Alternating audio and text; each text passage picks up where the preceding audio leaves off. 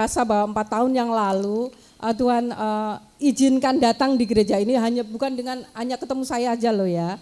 Tapi ternyata Tuhan punya rencana lain dan bisa bertemu dengan Bapak Ibu semuanya dan setia di gereja tempat ini. Ya. It's a great challenge for me. Jadi ini adalah satu tantangan besar buat kami.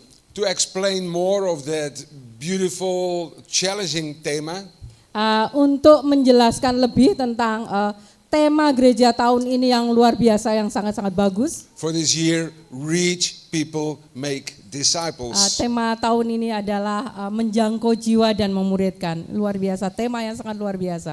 As I know many of you, dan saya sudah mengenal semua dari Bapak Ibu. I'm absolutely sure that everyone is completely agreed with the tema for this year.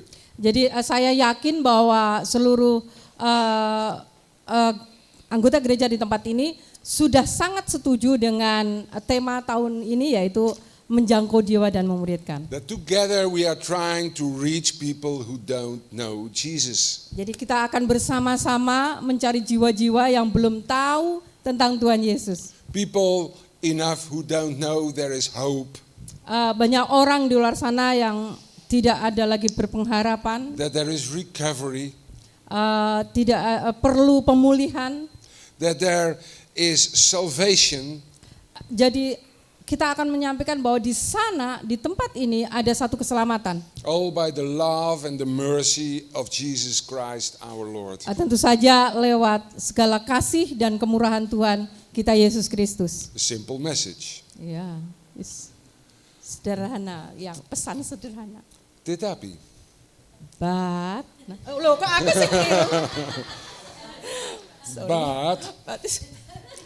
But how? Jadi, jadi bagaimana? Di mana? Ya. When? Kapan? A few preachings before, pengkhotbah yang lalu, we were learned about. Yang lalu, we were learned about the extreme important message of Jesus, which were his last words. Jadi kita sudah mendengarkan beberapa khotbah sebelumnya bahwa ada satu pesan Tuhan yang terakhir yang sangat luar biasa. Can I have the next sheet? Pesan terakhir Tuhan sebelum Tuhan Yesus terangkat. So the last words of Jesus were go out. Jadi pesan Tuhan adalah go out as from Jerusalem, pergilah, Judea, Samaria, till the end of the world, preach the gospel and baptize them and tell them all what I learned you. Bapak, ini sangat panjang sekali. Jadi pesan Tuhan terakhir sebelum Tuhan terangkat adalah pergilah keluar ke Yerusalem, Judea, Samaria, sampai ke ujung bumi. Beritakan Injil dan jadikan semua bangsa muridku. Dan mereka setia. So when I took the decision 5 years ago, jadi ketika saya mengambil keputusan 4 tahun yang lalu, to leave my home and to go to Indonesia, saya meninggalkan rumah saya di Belanda dan saya pergi ke Indonesia. I took a map. Dan saya membawa peta. And here was Rotterdam, Belanda. Dan di sana adalah, oh ya, over there, jauh. And there was Central Java. Ya, jadi kalau sana Rotterdam jauh sekali dan sini Jawa Tengah. Aduh, di sini Jawa Tengah. So I think this must be the end of the world. Let's go there. Jadi dia berpikir mungkin ini adalah akhir dari ujung bumi ini di sini. Jadi ayo pergi ke sana katanya. Tapi Jesus did not just send out his disciples without any training. Jadi Tuhan Yesus juga tidak mengirimkan murid-muridnya tanpa satu pelatihan. Without any sort of wisdom. Tanpa satu hikmat yang dari Tuhan. To make his words alive. Untuk membuat firman-Nya tetap hidup. This afternoon, pada sore hari ini, one of Jesus' training, satu dari pelatihan yang Tuhan berikan, how to reach people and make disciples, adalah bagaimana menjangkau jiwa dan memuridkan. Can be read in the parable Jadi kita akan membaca di satu perumpamaan. in the Gospel of Lucas, Minta tolong. bab 14. Ya, sudah dapat. So my charming assistant, Mrs. Puji Rohani, will read this for you. Thank you well Menir. Baik, saya akan bacakan Lukas 14 ayat 15 sampai 24. Begini firman Tuhan. Mendengar ini, seseorang yang duduk pada meja bersama-sama dengan Yesus berkata, alangkah bahagianya kalau dapat masuk kerajaan Allah. Yesus menyahut dengan menceritakan perempuan ini. Ada orang yang menyiapkan suatu perjamuan besar dan mengundang banyak orang. Ketika segala sesuatunya siap, ia menyuruh hambanya pergi memberitahu para undangan bahwa perjamuan akan segera dimulai. Tetapi mereka semua mengajukan alasan untuk tidak datang. Yang seorang berkata bahwa ia baru saja membeli ladang dan hendak memeriksanya, jadi minta dimaafkan. Yang lain berkata bahwa ia baru saja membeli 5 pasang lembu dan hendak mencobanya. Yang lain lagi baru saja menikah, karena itu ia tidak bisa datang. The next. Banyak ya Pak? Iya, banyak. Hamba itu kembali lalu melaporkan kepada tuannya apa yang mereka katakan. Tuannya marah dan menyuruh dia agar segera pergi ke jalan-jalan dan lorong-lorong kota untuk mengundang pengemis-pengemis, orang-orang yang timpang, yang lumpuh dan yang buta. Tetapi sungguh pun demikian masih ada tempat. Kalau begitu, kata tuan itu, pergilah ke jalan-jalan, pelosok-pelosok serta kolong-kolong jembatan, dan ajaklah kemari siapa saja yang kau jumpai, supaya rumah ini penuh. Karena tidak seorang pun dari orang-orang yang pertama kali kau undang itu akan menikmati apa yang sudah kusediakan bagi mereka. Terima kasih banyak, Bu Maria. It's my pleasure. Yeah. A year ago and again a half year ago, 1 tahun atau setengah tahun yang lalu, we invited people to have a good dinner at our home. Jadi kami mengundang teman sebenarnya untuk datang ke rumah kami untuk makan malam bersama. We promised them to make a fine dinner. Jadi karena teman yang jauh yang datang, kemudian kami sudah berjanji untuk menghidangkan makanan malam. And after 4 years, I know how important food is for orang Indonesia. Setelah Pak Yan ini tinggal di Indonesia selama 4 tahun, jadi Pak Yan udah tahu bagaimana makanan itu ternyata sangat penting di Indonesia. So menjamu. together we were going to the supermarket, we going to the pasar, we were asking neighbors to assist us. Jadi bersama-sama kami pergi ke swalayan, ke pasar dan meminta bantuan tetangga untuk membantu kami untuk menyiapkan hidangan itu. And the result was our table was full of good food. Dan hasilnya meja penuh dengan makanan. However, Tapi just a short while before it was dinner time, hanya sebelum waktunya makan malam, we got a telephone call kami mendapatkan telepon. and the people said, "We are sorry, we cannot come. Jadi mereka bilang, maaf kami tidak bisa datang.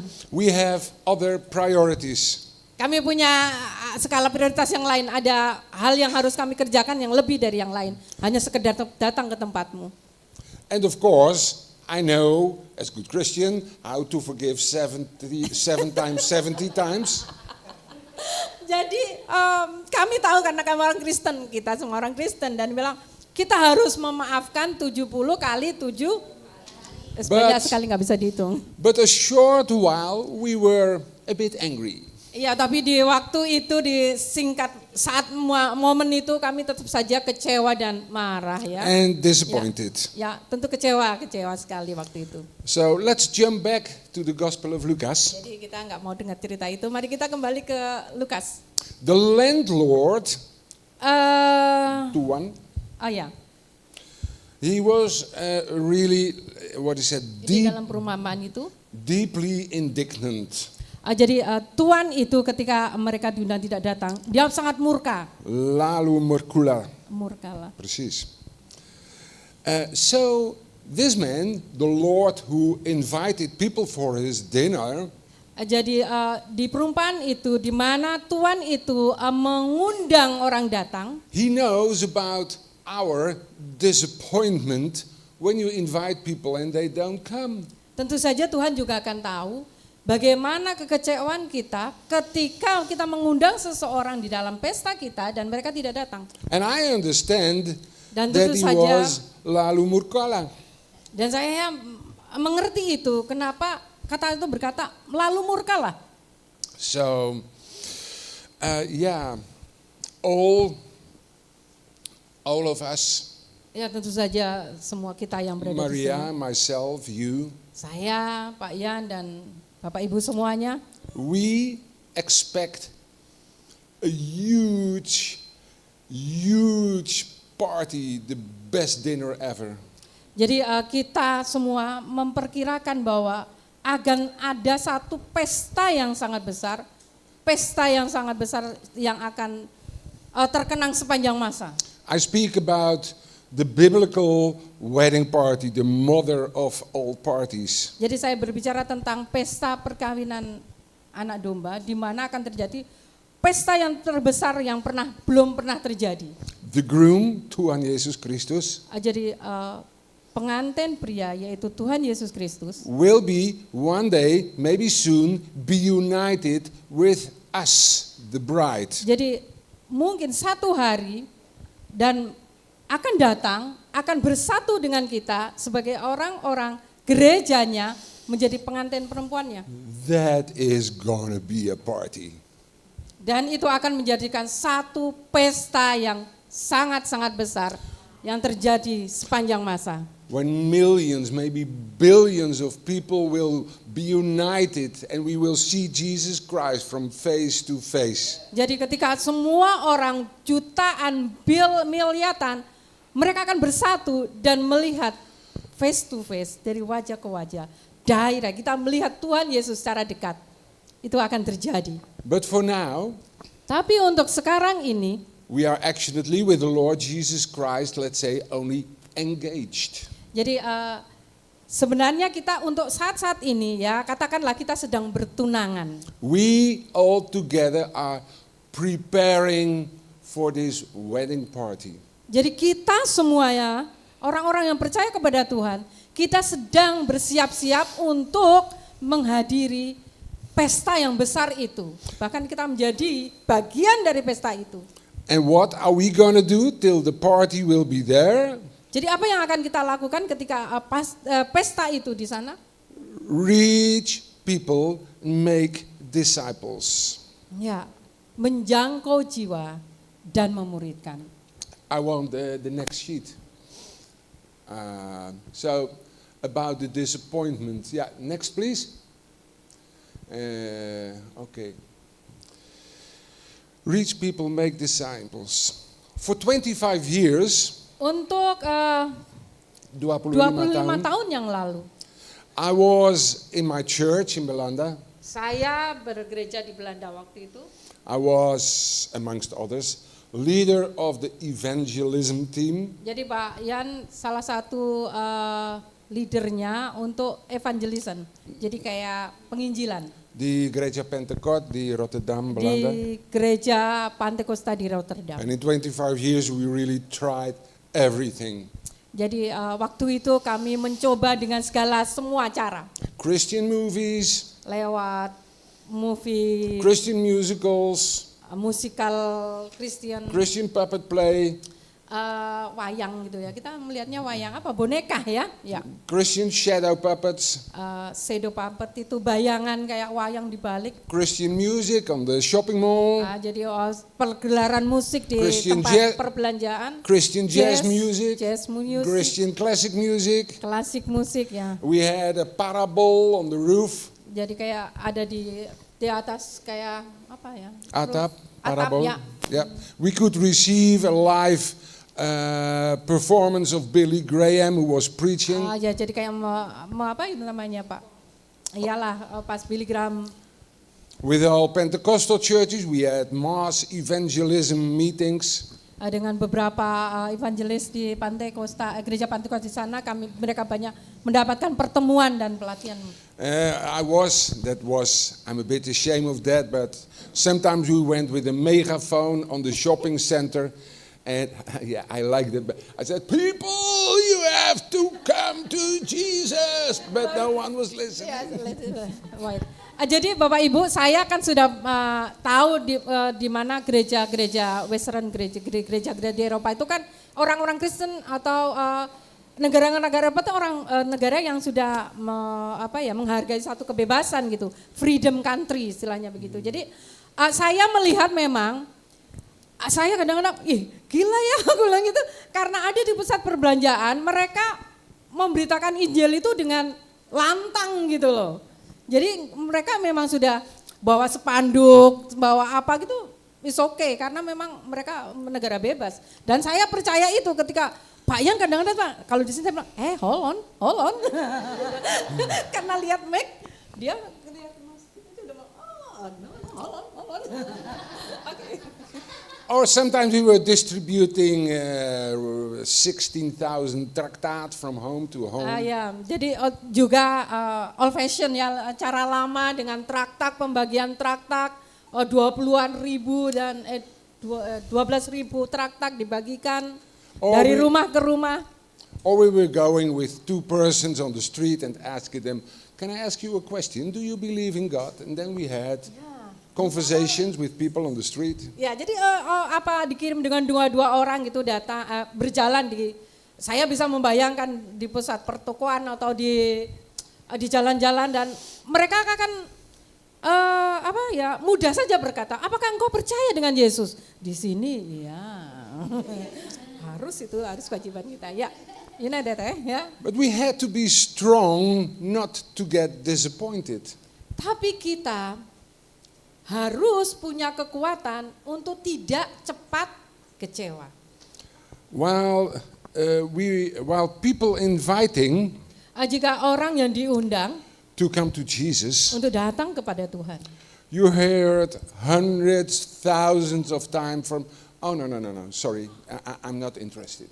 Jadi kita akan sering mendengar bahwa ketika kita mencoba untuk menginjili seseorang dengan membawa berita baik itu, tapi tidak banyak juga mereka yang menolak gitu loh. Tentu saja itu akan menjadi kecewa kita. Can I have the next sheet please? So then the apologies come. Jadi dalam perumpamaan ini permintaan itu maaf itu akan datang. Yeah, like the parable in Lucas. Seperti di perumpamaan di kitab Lukas. So, sorry, Sorry, I just did buy some land. Jadi ada perumpamaan di sana dikatakan, maaf, saya baru saja membeli tanah. I'm really sorry, I just did buy some kerbau. Yeah, oxen. Ya. Sorry, I'm just married. Maaf, saya baru saja menikah. And then he was disappointed. Apakah mereka itu tentu saja mengecewakan? We, Maria, myself, when the dinner there was, were we disappointed? Tentu saja waktu kami punya cerita dengan satu tahun yang lalu, kami sangat kecewa. How do you think Bagaimana engkau berpikir? that Jesus Christ will feel Bagaimana engkau berpikir? Bagaimana perasaan Tuhan Yesus? when people say to him, Ketika orang berkata kepada dia, I'm not interested. Ketika berkata, orang itu akan menjawab ketika kita mencoba untuk menceritakan kebenaran firman Tuhan, lalu maaf, aku tidak tertarik.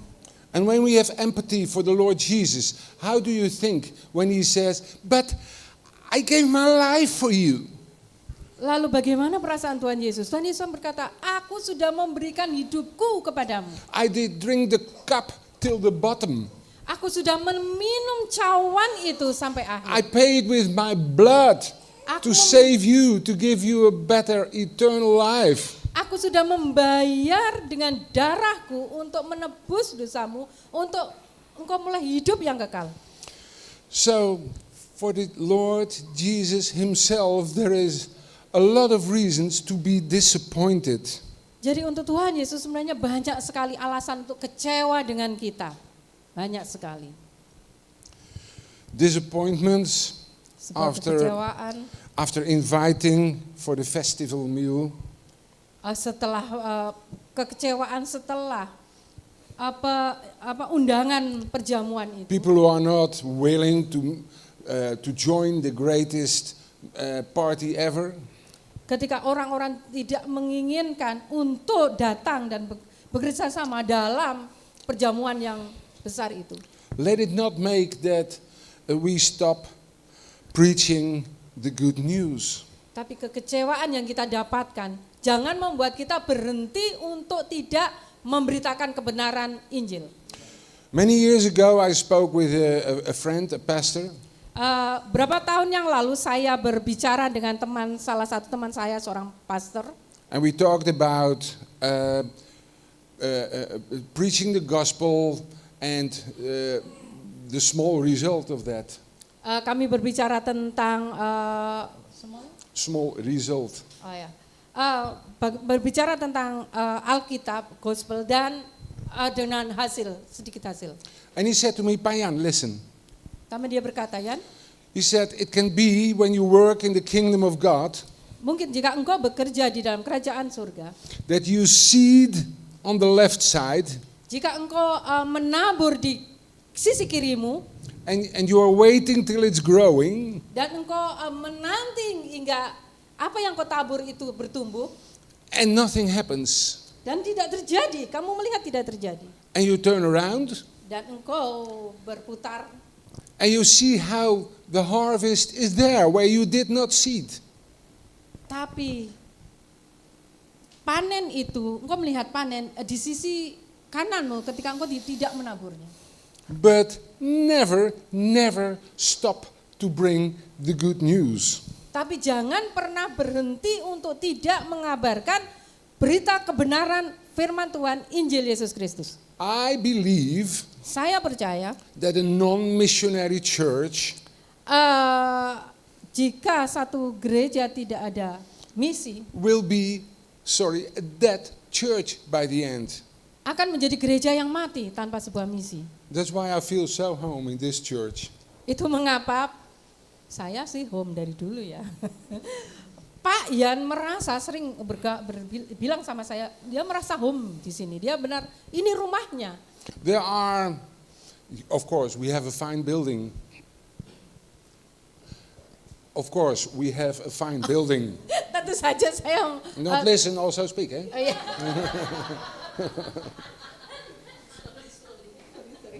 Tentu saja bukan karena hanya gereja ini sangat bagus. But let never in this cozy place Tapi jangan hanya karena tempat ini sangat cozy, menyenangkan. the walls be so thick. Gedung ini akan jadi, what is thick? The wall thick is like this. This is thick. Let's go.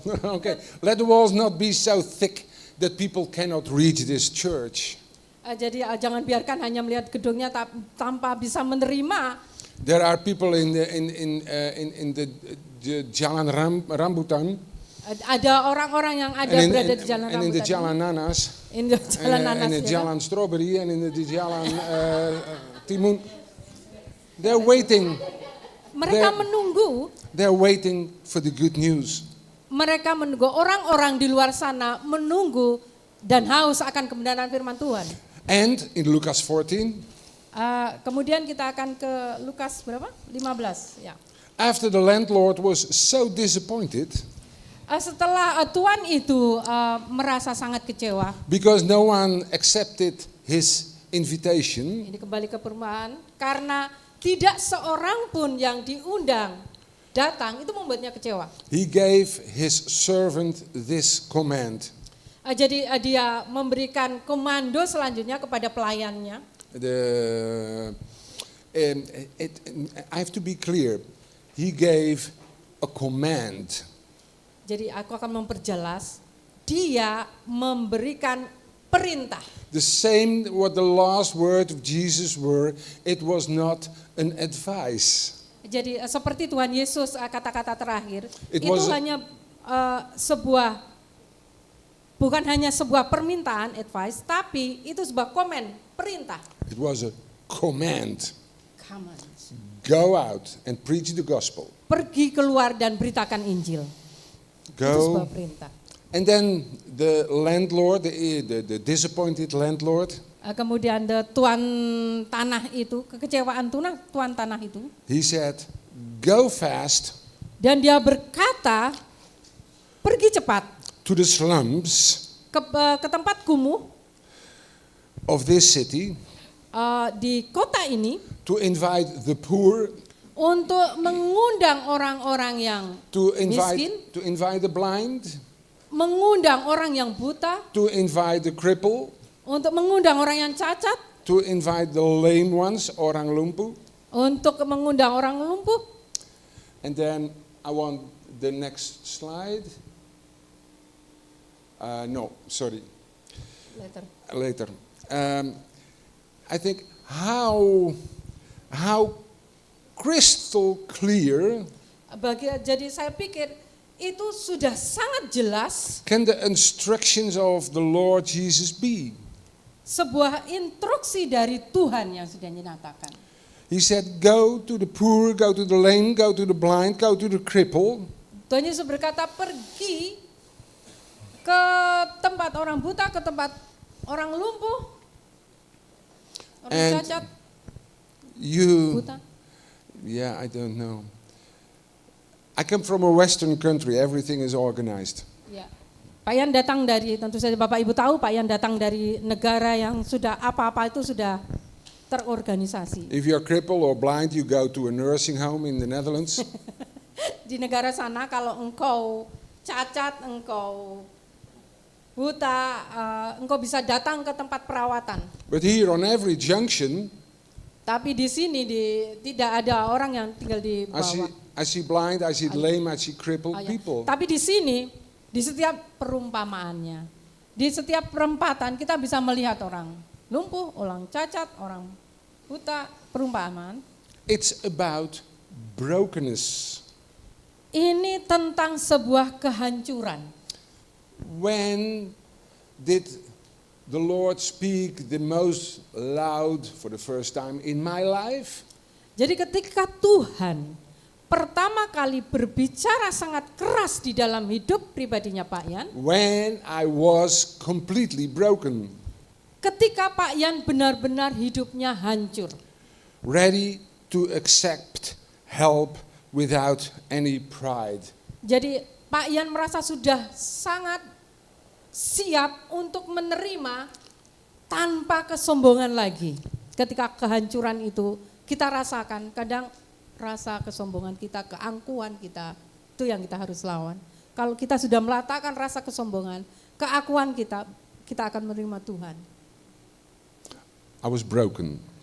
Ya, A year ago, setahun yang lalu, Bu Maria and myself, saya dan Pak Yan, we decided to visit the mother of one of our neighbors.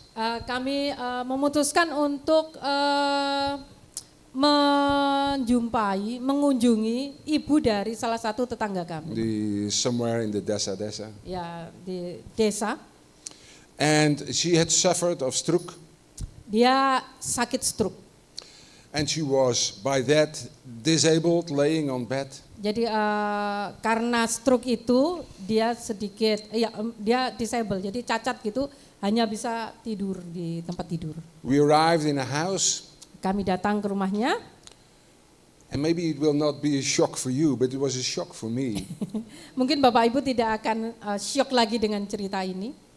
Tapi ini shock buat saya. She was laying on a mattress on the floor. Jadi dia berbaring di kasur di lantai. Basah, fungi. Ya, kasur itu terlihat basah dan ada jamur gitu. And Saya tak paham Pak Yan lah. Ya. The only thing she was doing was watching the clock when the minutes were going tick, tick, tick. Jadi karena dia berbaring tidak bisa kemana-mana ya. Jadi hanya melihat, dia bercerita dia hanya melihat jam dinding. Dia selalu nunggu anaknya datang, apa yang ada orang yang mengunjung itu, lihat tik tik tik, dia hanya tahu detik-detik jam itu. And we could share the word of God. Jadi kami datang ke sana, dia bukan orang Kristen, kami datang ke sana dan kami membagikan firman Tuhan. We could bring some products to help her. Jadi kami kami juga memberkati orang itu. And I had taken a piece of paper Jadi Pak Ian menuliskan satu tulisan di kertas. where we did read together these words from the Jadi dia prophet Pak Ian menulis pesan Yesaya. itu diberikan kepada ibu Can I itu have the next? dengan teks dari Yesaya 57 ayat 15. Yesaya 57 ayat 15 menegaskan bahwa Allah yang Maha Tinggi, kudus dan kekal tidak hanya bersemayam di tempat suci, tetapi juga hadir di sisi orang yang remuk dan rendah hati. Tujuannya adalah untuk memulihkan semangat dan menghidupkan hati mereka yang menyesali dosa. It's one of the most beautiful words in the last 5 years. I read it again and again and again. If you don't mind, for myself, I read it in English. For thus saith the high and lofty one that inhabiteth eternity, whose name is holy. I dwell in the high and the holy place, with him also that is of a contrite and humble spirit, to revive the spirit of the humble, and to revive the heart of the contrite ones. He loves the ones who are broken. He loves the ones whose soul is rusak. That is what our Lord does. That is where he is looking for. That are the people he is looking here outside for the brokenness. Sorry, I go too fast. Jadi Pak Ian, ini 5 tahun, selama akhir-akhir ini, terutama di 5 tahun ini, ayat ini sangat membangun dan memberkati secara pribadi di kehidupannya Pak Ian secara pribadi. Karena lewat Yesaya ini Pak Ian merasa diberkati. Bagaimana kita bisa menerima Tuhan lewat kehancuran hati kita. Ketika kita hancur dan Tuhan bekerja memulihkan. So Jesus came for the broken ones. Jadi Tuhan Yesus datang mencari orang-orang yang remuk hatinya. Without the sky is not broken, Tanpa langit itu sedikit digoyahkan rusak. the rain which brings fertility cannot fall down. Hujan itu tidak akan turun ke bawah. Jadi harus digoyangkan. When the Tana, the land is not broken by a plow, you cannot throw the seed in it. It needs to be broken.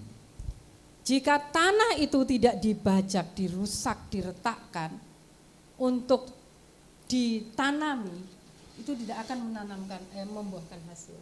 The seed needs to be broken before it can give a plant. Dan biji itu harus dikoyahkan agar bisa bertumbuh. If not broken, no way in. Kalau engkau tidak mau remuk hatimu seperti remuk dan hancur hatimu, tidak akan ada jalan yang masuk. The Bible says Dan Alkitab mengatakan, you need, what is the word, sunat? Where people, ya sunat. Ya. sunat. Ya. You need not sunat there, but you need sunat in the heart. Ya, sunat bukan lahir ya, tapi sunat adalah And if the heart is not broken, nothing from the good news, nothing from the message of God, nothing from his love can come in. This is too much for me. If the heart is not broken, nothing kalau from the love of God can come in. Jadi kalau hati kita tidak diremukkan, tidak akan ada masuk, firman itu masuk dan what do you say? Nothing can come in. Tidak ada yang bisa masuk dan memulihkan kita. We jump back to Lucas. Kita kembali ke Lukas. After the poor, the crippled, the lame, and the blind ones joined the party, Setelah orang miskin, cacat dan lumpuh, buta itu datang ke pesta, there was still enough space left. tetap ada tempat tempat, ruangan yang tersisa. All right, said the landlord. Baiklah, kata tuan itu. Go out again, he said to his servants. Jadi dia berkata lagi kepada pelayan itu, pergi keluar. Dan pergi keluar ke desa-desa, ke kampung-kampung. Ya. And search for more people. Dan cari lagi untuk lebih orang lagi. He says literally, do your very best to bring them here. Dia berkata lagi, lakukan yang terbaik dan bawa ke tempat ini. For, and that is written in the Gospel of Lucas, God wants his house to be full. Sebab apa? Tuhan berkata, rumahku harus penuh. Mengingat rumahku penuh. Lukas ya. Yeah, God wants that every chair here, not because of the success of our church, but because he loves people. He wants every chair will be used by a young Christian. Jadi di sini lihat tempat duduk masih kosong dan bukan karena, tapi bahwa mereka datang untuk diselamatkan. Reach people, make disciples, for the house has to be full. Jadi jangkau jiwa, muridkan, sebab rumah Tuhan, rumah yang di sana harus penuh. What do we have? How much time? Eh?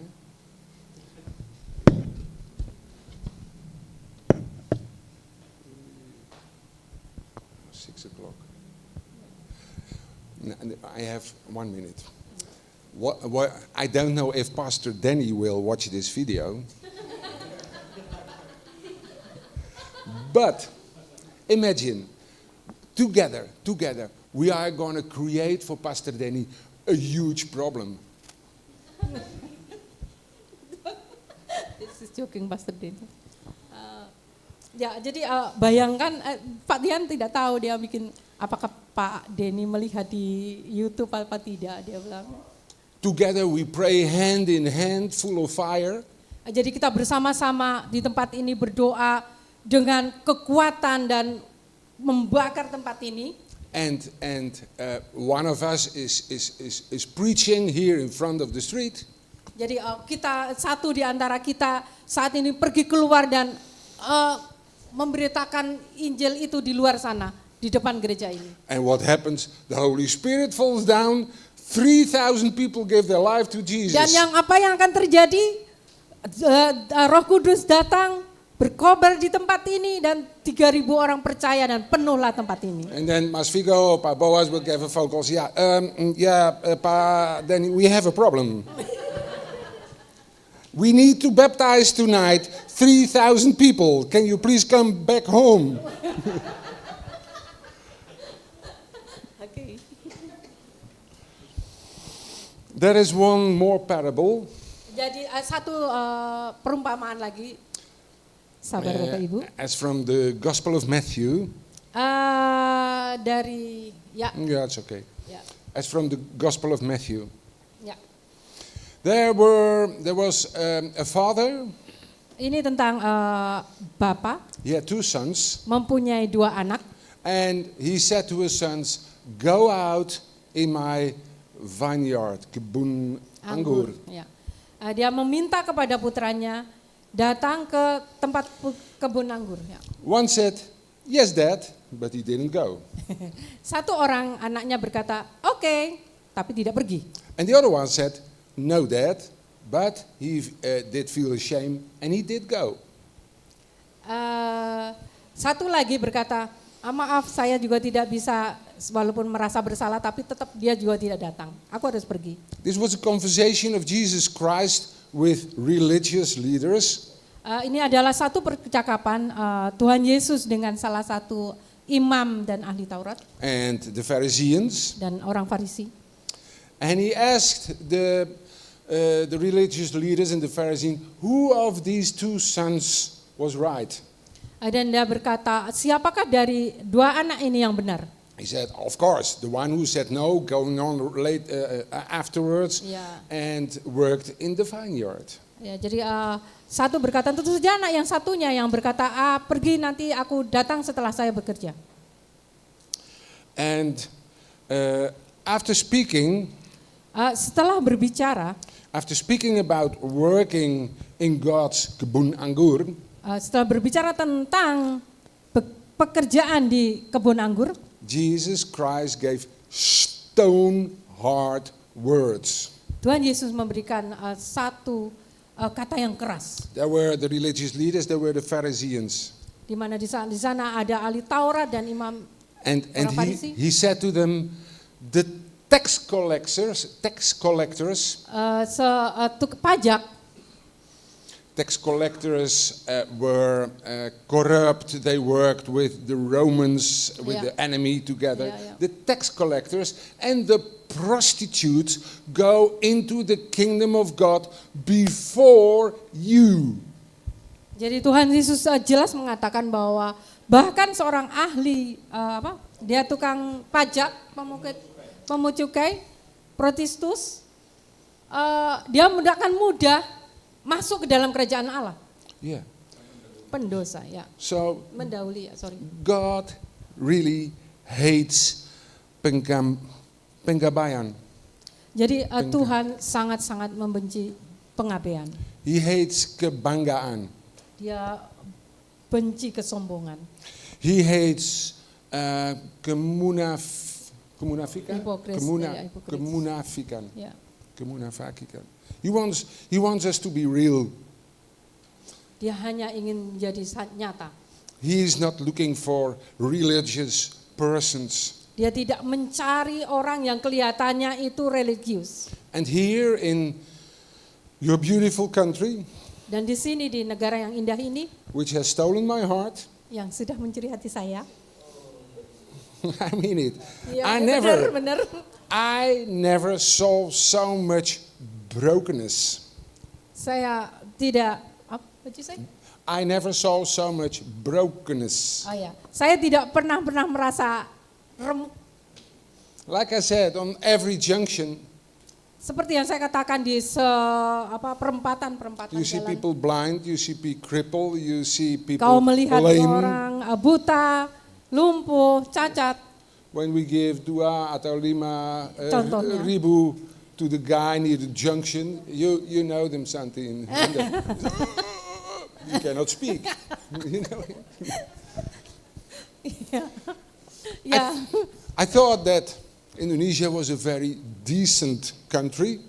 what is decent? Decent is well educated, good habits. Ya, jadi saya berpikir sebelumnya bahwa di Indonesia adalah punya kebiasaan yang bagus. But every day again in our neighborhood we hear about broken relations.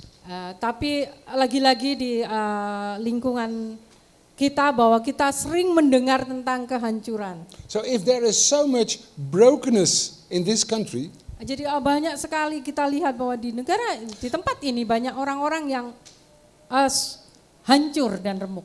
if there is so much brokenness in Magelang, Jika ada banyak sekali yang remuk, hancuran itu di Magelang, di Jawa Tengah, di Jawa Tengah, there is a lot of openness, there's a lot of open hearts tapi ada pintu yang terbuka to bring the goodness of God in these lives. Jadi ini adalah kesempatan kita untuk membawa kebaikan Tuhan di dalam kehidupan mereka. The woman we met, about which I told, the woman on the Oh ya. fungi wet matras in the dirty house. Jadi saya berbicara kembali tentang orang yang saya jumpai di tempat-tempat yang tidak layak itu sebenarnya. I gave the word of God to her and said, Ibu, do you allow me to pray with you? Jadi saya memberikan satu kutipan ayat itu kepada ibu itu dan saya bilang, Ibu, bolehkah aku berdoa untuk kamu? And we did lay our hands on her, we did pray, and she was crying. Not because of me, but because of what the word of God spoke to her heart. Jadi ketika saya mendoakan ibu ini menangis dan menangis. Ini bukan apa karena Dia tersentuh hatinya What I believe dengan firman itu. is that the fields in Indonesia, I believe that the fields in Indonesia Jadi saya percaya are white to be harvested. ini adalah saatnya untuk memanen. Let's invite the people Mari kita mengundang orang to come to the greatest party ever. untuk datang ke tempat pesta terindah sepanjang masa, For here terbesar. and on Di every sini. place where Jesus is, Di sini atau dimanapun Tuhan Yesus berada, there is new life. ada kehidupan yang baru. There is healing in the name of Jesus. Ada kesembuhan di dalam nama Tuhan There is Yesus. hope in the name of Jesus. Ada harapan di dalam nama And there is Tuhan an Yesus. endless source of love in the name of Jesus. Ada kasih yang tidak berkesudahan di dalam nama Tuhan Yesus. Go out, reach people, make disciples, be blessed. Ya, pergilah keluar, menjangkau jiwa dan muridkan. Tuhan Yesus memberkati. Amen. Amen.